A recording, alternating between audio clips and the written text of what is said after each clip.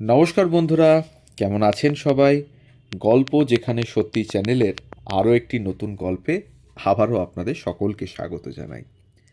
আজ বলবো আব্রাহাম লিঙ্কনের গল্প, যিনি দাস প্রথা তথা একটা যুগের অবসান ঘটিয়েছিলেন।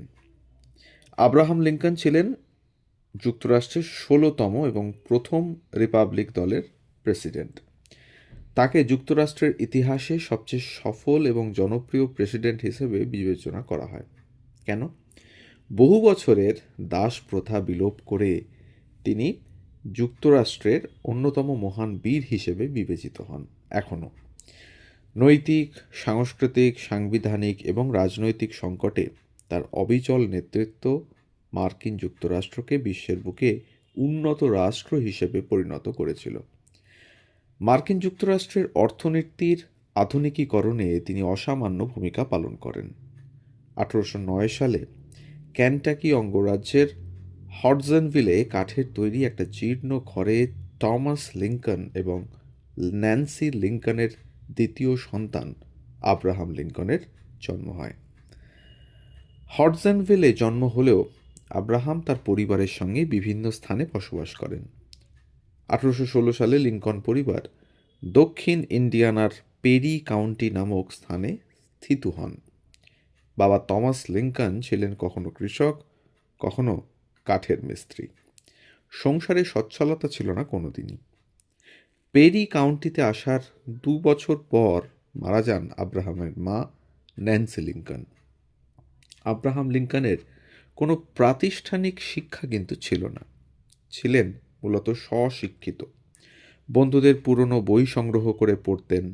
বন্ধুদের কাছ থেকে বই ধার করার জন্য কখনো মাইলের পর মাইল হেঁটে যেতেন। তার শিক্ষার পেছনে অবদান রাখেন তার মা এবং তার বাবা। মাঝে মধ্যে কারো কাছ থেকে পড়ালেখার বিষয়ে সাহায্য পেলেও তা ছিল যৎসামান্যই। ১৮৩০ সালে আব্রাহামের পরিবার আবারও স্থানান্তরিত হয়ে চলে আসে দক্ষিণ ইলিনয়ের ম্যাকন কাউন্টিতে। এতদিন বাবাকে বিভিন্ন কাজে সাহায্য করলেও তিনি নিজের কোনো উপার্জন কিন্তু ছিল না। মিসিসিপি নদীতে নৌকো চালানোর কাজ শুরু করার মধ্যে দিয়ে তিনি কর্মজীবনে প্রবেশ করেন। এরপর একটা দ্বৈত মালিকানাধীন মুদিখানা দোকানে তিনি চালান।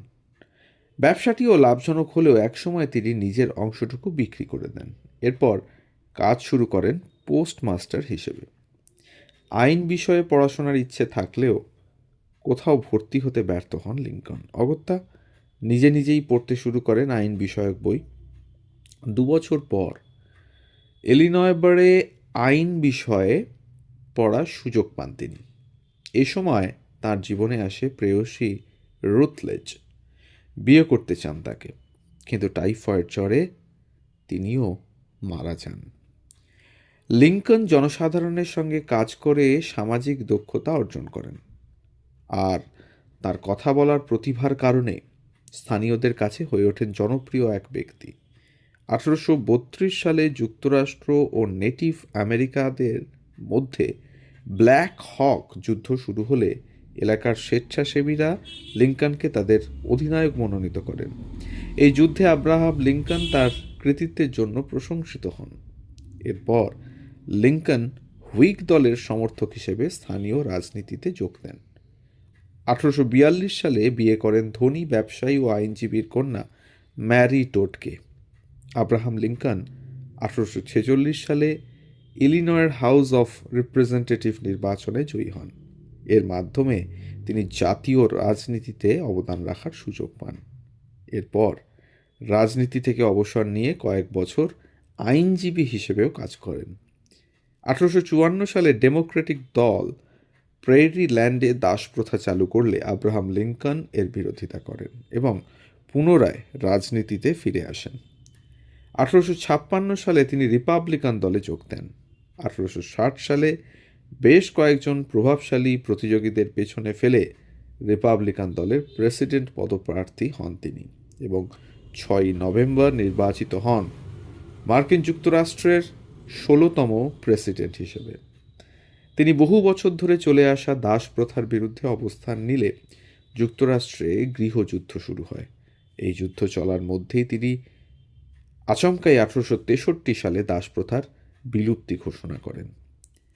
এটি ছিল দাসপ্রথার বিরুদ্ধে নেওয়া পৃথিবীর ইতিহাসের সবথেকে বড় পদক্ষেপ। 1865 সালে যুক্তরাষ্ট্রের গৃহযুদ্ধে ইউনিয়ন বাহিনী যখন বিজয়ের দ্বারপ্রান্তে প্রায়, তখন কনফেডারেটের প্রতি সহানুভূতিশীল হিসেবে পরিচিত জন উইলকস বুথ ওয়াশিংটন ডিসির ফোর্ডস থিয়েটারে আব্রাহাম লিঙ্কনকে তার মাথার পেছনে গুলি করে হত্যা করেন। এমন সময় তাকে হত্যা করা হয় যখন আমেরিকান জাতির পুনর্মিলনের মহান কাজটি সম্পন্ন করার জন্য তাকে হয়তো অনেক প্রয়োজন ছিল। আব্রাহাম লিঙ্কন চলে গেছেন, কিন্তু মানবতার সবচেয়ে অন্তরায় দাস প্রথা বিলুপ্ত করে পৃথিবীর বুকে উজ্জ্বল দৃষ্টান্ত রেখে গেছেন। তো বন্ধুরা, এই ছিল আজকের গল্প, আব্রাহাম লিঙ্কনের মহানুভবতার গল্প, তার জীবন চরিত আপনাদের সামনে ছোট্ট করে তুলে ধরলাম আমরা আমাদের চ্যানেলের মাধ্যমে। আমাদের গল্প যদি ভালো লাগে আর আমাদের চ্যানেলে নতুন হলে অবশ্যই চ্যানেলটিকে সাবস্ক্রাইব করে একটু পাশে থাকবেন। বেল আইকনটিকে প্রেস করতে ভুলবেন না, যাতে পরবর্তী গল্প খুব তাড়াতাড়ি আপনাদের কাছে পৌঁছে যেতে পারে তার জন্য। আর ইনফরমেশন এতটুকু ভালো লাগলে একটা লাইক, কমেন্ট আর একটু শেয়ার করে দেবেন কাছের মানুষদের সাথে, যাতে আমরা পৌঁছে যেতে পারি আরও অনেক মানুষের মধ্যে। তো ভালো থাকুন আর শুনতে থাকুন গল্প যেখানে সত্যি। আমরা থাকছি প্রতিদিন ঠিক সকাল 9টা থেকে 9টা 30 মিনিট। ধন্যবাদ।